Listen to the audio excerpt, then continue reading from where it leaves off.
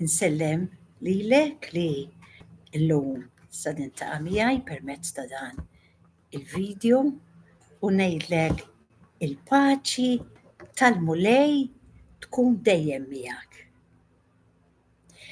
Illum eżis ekku nixtieq nitkellem fuq suġġett li għandu jkun għal-qalb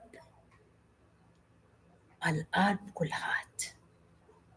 Hekk dalgħodu kont fejn l-Ewkaristija u qatt inġib quddiem għajnejja il-mument importanti dan, il-mument ta' meta dan Sidna Ġesu Kristu waqqaf dan is-sagrament.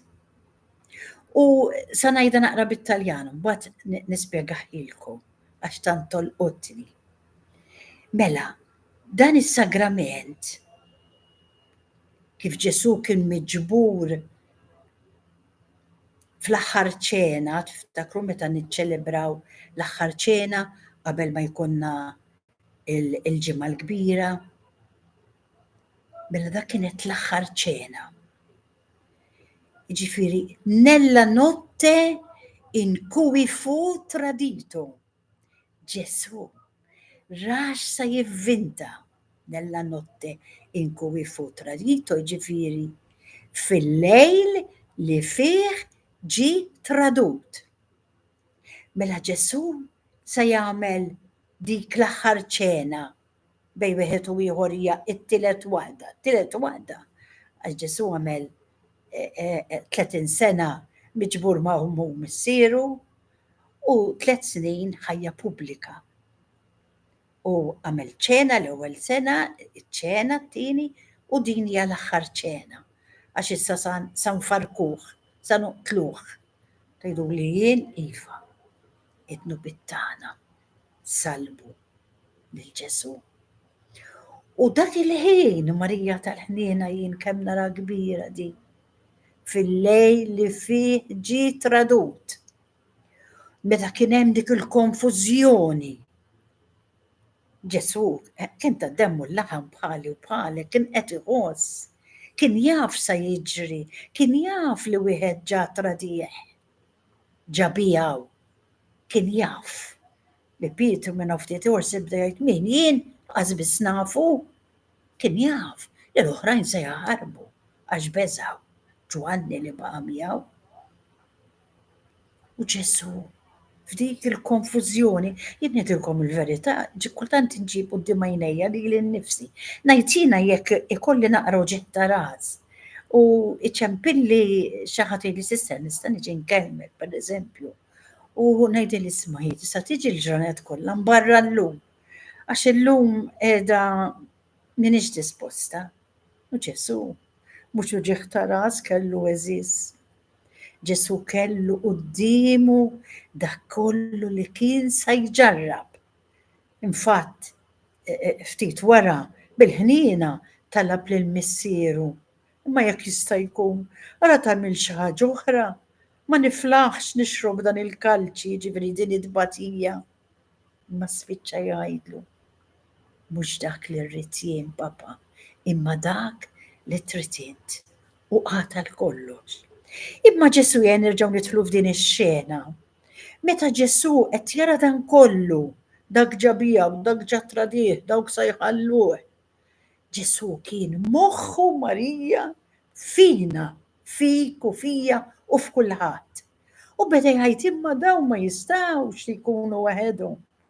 Se jqaċċtuni lili, se joqtluni, imma b'xi mod irrid nibqa' magħhom. All right, qal, taf x'nagħmel illum? Qal meta niġu biex nagħmlu l-ikla, fil-fatt qasam il-ħobż birek ta' lid-dixxipli tiegħu u qal dakinhar fiċ-ċeni l-oħra ma kienx għalhekk din l-aħħar ċena. Ħudu kulu dan huwa ġismi. Bad il-kalċi olla il-kalċi birek u qallhom l-istess. ixorbu minn dan. Dan huwa ġismi. U spiċċa b'kelma għamlu dan tifkira tiegħi. L-Ewkaristija eżis. Meta niftakru l-imħabba kbira dan il-personaġġ qaddis xejn mhu egoist, ma kienx moħħu fih bħalma moħħi fija jien meta jkolli naqra ġeta ras kif semmejtilkom. Kultant ikollna xi problema kemm neħilsu niġru mill-oħrajn. Ġesu waqqaf l-Ewkaristija. L-Ewkaristija eżis hija l-fus li fuqha jiena irrid norbot il-ħajja tiegħi. Inħares lejn dan Ġesu. Inkun moħħi fih, moħħi x'għamel għalija xi mħabba kbira. Rebaħli il-ġenna, sallabtu u għatalija li dejn qaddisa li ġew biex ifejqu, il-mixi li jagħmel biex ixerret il-kelma biċċirni jomlu, sallabni jomlu u tellaqnieh. Imma u baqa' sod hemmhekk seta' għamel li ried, kellu l-kapaċità ma qatem għalik u għalija. Imħabba tremenda, unconditional love. U jiena, xi mħabba għandi għal dan Ġesu li rebaħ l-ġenna li qed jistennieni hemmhekk u jien kultant ftit batija itnikkitni jew xi problema. Għadu hemm qiegħed ħaj fl-Ewkaristija jinsab idħol fil-profond ta' qalbek. Idħol fil-profond ta' qalbek Aziz, Aziza. U kellmu. Għandu jiftaħ għajnejh beraħ biex jarak u jitpaxxa bik. Jiftaħ widnejh beraħ biex jisma' x'sa tgħidlu. Tkellmu inti. Jew qatt ma tkellmu jinsab hemm. Tkellmu inti. Int fixint, anke jekk int maksa memlija u ġieħ, tgħidli moħħu iva jrid ikollok moħħu. Għax hu jrid jagħtik il-forza, int ma tista' tagħmel xejn, imma hu jista' għandu spaltu tifla. Bravu iżjed minni u minnek.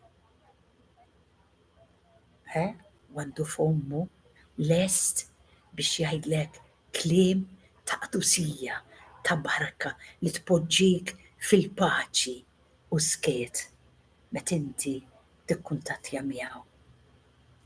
Nissuġġerilek qabbad xi mument fil-ħajja tiegħek ta' kuljum. Jekk inti ma tistax tmur fejn hu fl-Ewkaristija jinsab bil-ġisem, bid-demm, bir-ruħ, bid-divinità. Ħaj. Jinsab ħaj imma jinsab fik ukoll jekk inti ma tistax twaħħad miegħu u tara il-paċi u tranquillità li jitnislu fik akkost ta' tbatija li tkun għaddejja miegħek. Nawguralek li tiltaqa' ftit mal-mulej u ssib is-serħan il-paċi miegħek.